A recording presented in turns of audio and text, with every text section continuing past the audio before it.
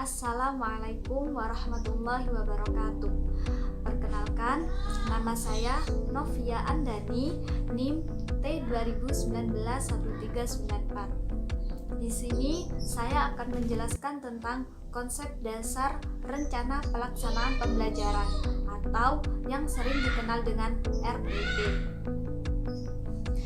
RPP atau Rencana Pelaksanaan Pembelajaran merupakan hal yang sangat diperlukan ketika pelaksanaan pembelajaran sedang berlangsung. Mengapa demikian? Karena RPP sebagai acuan dalam kegiatan pembelajaran, yaitu sebagai upaya pencapaian suatu kompetensi dasar. Sehingga RPP atau Rencana Pelaksanaan Pembelajaran adalah rencana kegiatan pembelajaran tatap muka untuk satu pertemuan atau lebih. RPP dikembangkan dari silabus untuk mengarahkan kegiatan pembelajaran peserta didik dalam upaya mencapai kompetensi dasar. Setiap pendidik pada satuan pendidikan berkewajiban menyusun RPP secara lengkap dan sistematis. Mengapa demikian? Karena supaya pembelajaran bisa berlangsung secara interaktif, menyenangkan, menantang, dan memotivasi peserta didik untuk berpartisipasi aktif serta memberikan ruang lingkup kepada peserta didik untuk kreatif, kemandirian sesuai dengan bakat, minat, dan perkembangan fisik serta psikologis peserta didik. Lalu tujuan dari RPP yaitu merancang pengalaman belajar siswa untuk mencapai tujuan pembelajaran, mempermudah dan meningkatkan hasil proses pembelajaran, dan menyusun rencana pembelajaran secara profesional dan sistematis, sehingga guru mampu melihat dan mengamati serta menganalisis dan memprediksi program pembelajaran sebagai kerangka kerja yang logis dan terencana. Sedangkan fungsi rencana pembelajaran adalah sebagai acuan bagi guru untuk melaksanakan kegiatan pembelajaran agar lebih terarah, berjalan secara efektif dan efisien. Assalamualaikum warahmatullahi wabarakatuh. Perkenalkan, nama saya Erwin Aziza, NIM T20191419. Di sini saya akan menjelaskan materi tentang silabus. Silabus adalah rencana pembelajaran untuk satu semester, di mana di dalamnya terdapat standar kompetensi, kompetisi dasar, tujuan pembelajaran, kegiatan pembelajaran, media, dan sumber serta alat evaluasi yang digunakan. Dalam hal pembelajaran tematik, maka silabus dikembangkan untuk pembelajaran satu tema silabus. Jadi nantinya akan tertulis silabus tema apa, yang kemudian dimasukkan beberapa kompetensi dasar ke beberapa bidang studi yang ada di dalamnya. Silabus bermanfaat sebagai pedoman dalam mengembangkan pembelajaran, seperti pembuatan rencana pembelajaran, pengelolaan kegiatan pembelajaran, dan pengembangan sistem penilaian, yang mana silabus merupakan sumber pokok dalam penyusunan rencana pembelajaran. Jadi, dalam pengembangan silabus perlu dipertimbangkan beberapa prinsip-prinsip tersebut, merupakan kaidah yang akan menjiwai proses pembelajaran. Ada beberapa prinsip dasar dalam pengembangan silabus, di antaranya ialah prinsip ilmiah, relevan, sistematis, konsisten, aktual, fleksibel, dan menyeluruh. Kemudian, saya akan menjelaskan tentang komponen-komponen RPP sekaligus memberikan contoh RPP dalam mata pelajaran Al-Quran dan Hadis. Dalam komponen RPP setidaknya memuat 7 komponen, diantaranya yaitu yang pertama, identitas dalam RPP. Nah, identitas dalam RPP itu meliputi 1. Identitas satuan pendidikan, kemudian identitas mata pelajaran atau subtema, yang ketiga identitas kelas atau semester, dan yang terakhir alokasi waktu atau pertemuan yang keberapa. Nah, dalam contoh RPP terdapat identitas seperti gambar berikut. Kemudian kompetensi inti dan kompetensi dasar. Kompetensi inti atau KI merupakan gambaran secara kategorial mengenai kompetensi dalam aspek sikap, pengetahuan, dan keterampilan yang harus dipelajari peserta didik untuk satu jenjang sekolah, kelas, dan mata pelajaran. Sedangkan kompetensi dasar merupakan kemampuan spesifik yang mencakup sikap, pengetahuan, dan keterampilan yang terkait muatan atau mata pelajaran, seperti gambar berikut.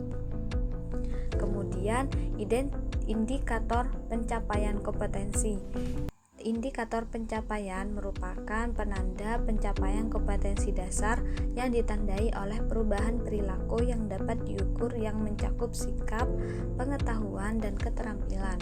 Indikator dikembangkan sesuai dengan karakteristik peserta didik, satuan pendidikan, dan potensi daerah. Indikator digunakan sebagai dasar untuk penyusunan alat penilaian. Kemudian tujuan pembelajaran. Tujuan pembelajaran yang dirumuskan berdasarkan KD atau kompetensi dasar dan menggunakan kata kerja operasional yang dapat diamati dan mencakup sikap, pengetahuan, dan keterampilan serta harus mengacu pada pencapaian indikator. Kemudian materi pembelajaran. Nah, dalam komponen RPP harus ada materi pembelajaran tentunya. Apa sih materi pembelajaran? Materi pembelajaran yaitu rincian dari materi pokok yang memuat fakta, konsep, prinsip, dan prosedur yang relevan dan ditulis dalam bentuk butir-butir sesuai dengan rumusan indikator ketercapaian kompetensi. Dan kemudian metode pembelajaran. Metode pembelajaran pada komponen ini dideskripsikan digunakan dalam pembelajaran untuk mewujudkan suasana pembelajaran dan proses pembelajaran yang interaktif dan kondusif agar peserta didik dapat mencapai kompetensi dasar yang telah dirumuskan. Kemudian media dan sumber belajar. Media pembelajaran berupa alat bantu proses pembelajaran untuk menyampaikan materi pembelajaran. Sumber belajar dapat berupa bola media cetak dan elektronik, alam sekitar, atau sumber belajar lain yang relevan. Kemudian kegiatan pembelajaran atau langkah-langkah pembelajaran. Pada komponen ini dideskripsikan langkah-langkah pembelajaran yang akan dilaksanakan sesuai dengan metode yang telah ditetapkan, seperti gambar berikut.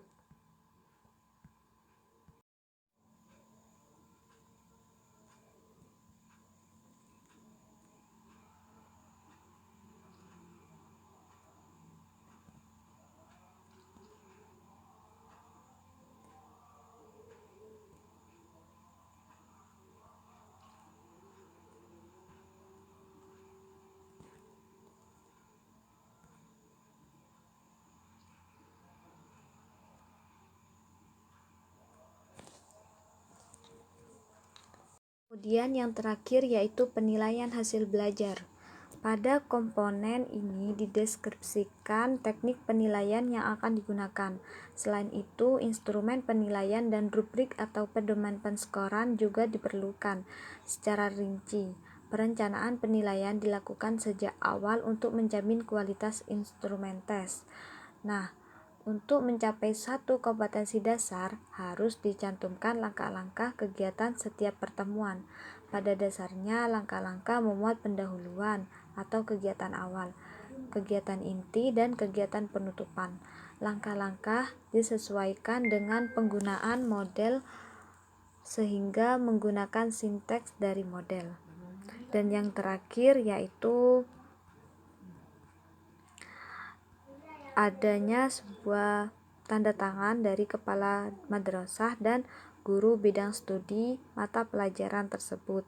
Karena di sini saya mencontohkan dalam mata pelajaran Al-Quran Hadis, maka diberikan tanda tangan atau identitas dari guru bidang studi Al-Quran Hadis.